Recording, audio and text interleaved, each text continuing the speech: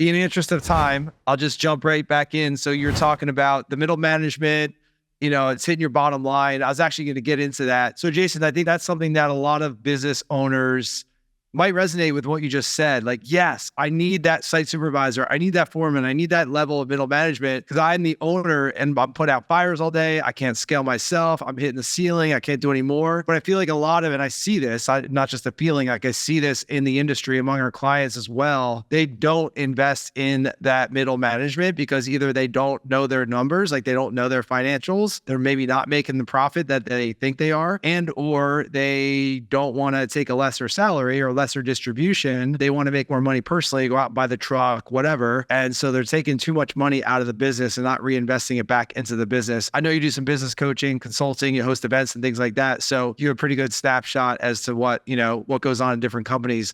Is that what you're seeing as well? Or like, why don't more companies do that? Invest in more people? Yeah, I think it really comes down to the programming. And by programming, I mean the way you were raised. Like, for example, my dad, been in the flooring industry for 43, 45 years, still works. He's like 65-ish years old. Been doing it since he was 20, right? But he's still working, still doing it.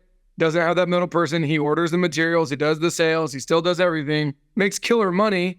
But if he's not working, he's not making any money. Right. And so it's like, what point do you, like the Tommy Mello, you guys know what Tommy Mello is, right? At what point do you just stop? You turn your phone off and go away and leave your business? Does it die? Does it thrive? Does it stay stagnant?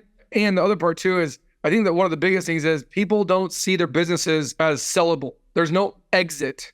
Nobody plans for an exit, including myself, until like 6 months ago did I really truly think of like, do I have an exit? What does an exit look like, right?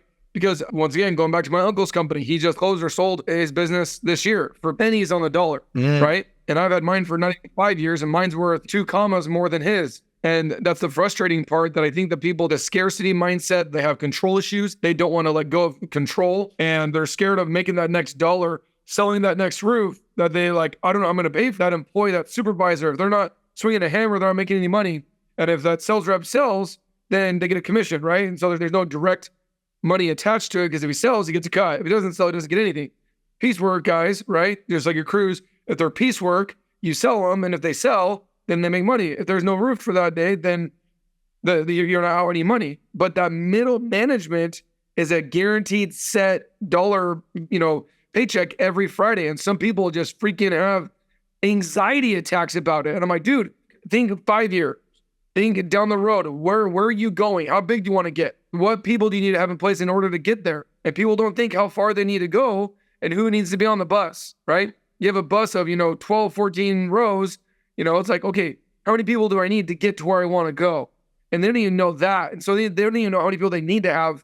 And they just see that middle management is just dead weight, instead of, no, those are the people that are going to run it while you're fishing, while you're on vacation, while you're maybe doing consulting, maybe you're starting another business, or you're opening up a different market. You got to have people that'll be there day in and day out to help keep this train going while you're, as a business owner, right? You're the visionary. You got to keep doing that. You can't stay in the mundane day-to-day stuff. Love it. Yeah. Most companies don't, most leaders, most owners don't have long-term vision, and they're just like operating day to day. I've been there and done that, right? So now I know how I need to kind of play in both areas, that long-term and then the short-term as well. But most companies don't have that. And then you're talking about investing in overhead, in management overhead and people, where they're getting a paycheck every Friday, regardless of whether you sell anything that week or not. What gave you the confidence to invest in those people, knowing that you'll be able to continue to make those sales and pay for them and more? Yeah, well, one of my mentors, Grant Cardone, talks about that, right? There's never been a shortage of money, ever.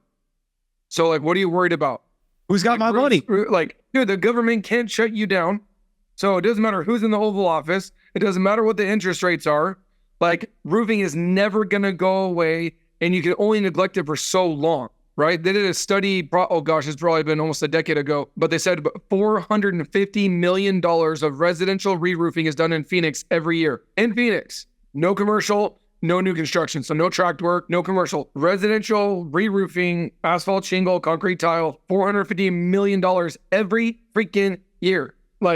You need to go put yourself out there and get that omnipresence, right? You need to go get attention and go ink some deals and stop thinking small. Boom. I knew you were going to go there. So I wanted to transition into marketing and branding and content and all that. So that's it. I mean, that's not the only answer. Of course, there's so many parts that go into building a business, but like, if you do not have eyeballs on your business, as Tom Reaver would say, like if you're not getting your brand out there and doing marketing, then yeah, you don't have that predictability of like, hey, I'm going to have leads, appointments, and sales week over week. There is no predictability. So there is a ton of anxiety. And then you're holding on to your cash because you just don't know where your next opportunities are coming from. You know, let's transition, talk about the role that marketing has played into your business and has produced the success that you've had so far in a short few years. Yeah. So we generated 6,000 leads last year. And what it comes down to, at least for me, was more of most roofing contractors were roofers first. They were swinging the hammer, they had the nail gun, they were spraying the foam, they were doing whatever part of roofing they came, even if it was just management and supervision, they were never a business owner and then was a roofer. I did. So I guess that's what one of my blessings, I guess, is I didn't grow up swinging a hammer and spraying the foam and doing the coating and put on the tile. I never did that. And so my mindset was always the back end of it. Like, oh, I need to be generating leads always in order to generate revenue. Right? And whoever generates the most leads wins, in my opinion, or at least gives you the best opportunity. Because I don't care if you're an assassin sales rep, if you don't have any leads, like you're going to starve, right? So you got to get creative. And so that's kind of one of my biggest things is, dude, Facebook and Instagram. In 2010, maybe 2011, I was talking to my uncle and my cousin. I said, hey, this thing called Facebook, right? Instagram didn't own Facebook yet, or vice versa. But this Facebook thing, this Instagram thing that's coming out, TikTok, I don't even think was here yet. And I was like, hey, we need to do this pictures and cameras and videos, online stuff. We need to start doing that and putting it out everywhere. Don't forget, this 14 years ago, not 4 years ago, not 4 months ago, right? And they're like, no, it's dumb. It's not going to work. Not for us. We're not putting any money into it. If you want to do it, go do it yourself. And that day, Jason the Roofer, the Instagram handle or Facebook page was established. And I didn't know anything different. I just literally grabbed my iPhone 3 at the time or whatever it was, right? And said, hey, my name's Jason Payne. I do roofs. If you have a crappy roof, call me. And I did that over and over and over again for 14 years. And now I have over 6,500 posts just on my personal Instagram page. And I don't have a social media team. I post my own stuff, my own company page that I have a team that does that. But I post all my own stuff from my own iPhone. Nice. I love that. So I'm sure you have like editors and guys doing your videos and things like that, right? But you're doing the posting?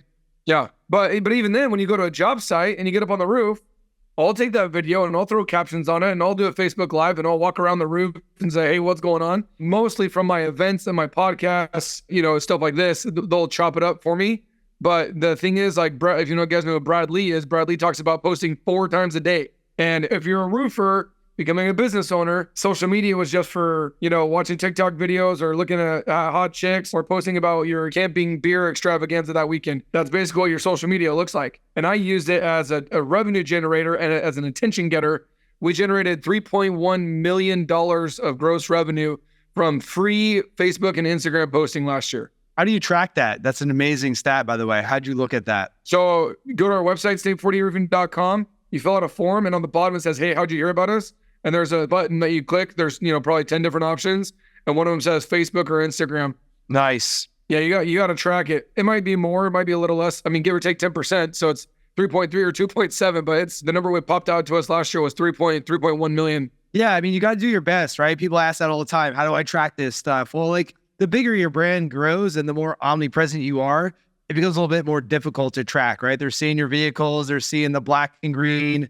I don't know if you have billboards, whatever else you're doing, their job sites, social media, Google. So people are doing their research. They might see your brand 10, 20 times before they fill out that form on your website. So it's tough. It's hard to track it down to like the dollar in a day, but you should have as good of a handle on as you can, like you said, with a variance of 10% or whatever that might be. That's awesome, man. The part that bugs me with that though is I feel like people get so focused and stuck on, I had to track this. What's my ROI? If I don't have an ROI, I'm not going to do it. Or if my ROI isn't good enough, I'm not going to do it. Like, dude, you don't have any freaking momentum and you're still a slave to your business. Do everything, sponsor everything, invest in everything, get your crap out everywhere. Like, have that be your mindset and that be your goal. And then as you get bigger, then you can invest in certain platforms and software to track stuff. But guys that are doing, I had somebody I was talking to, one guy that I coach, he's actually another roofer, and he's like, dude, he's like doing this and this and this. and he did like 1.5 last year. I'm like, bro, you don't have anything to track. No offense. But I'm like, you got to be like humming and chumming before you want to like start tracking where should I put my advertising dollars? I'm like, dude, you put everything into everything right now, and you got to go harder in the paint. Then as you get bigger, you can start to track that and really become a sniper. But right now, as you're growing, you need that, like I said, that omnipresence. We call it the shotgun effect. You need to shoot a shotgun. You need those BBs going everywhere, because if they don't know you, they can't floor you, as the great Grant Cardone says, right? So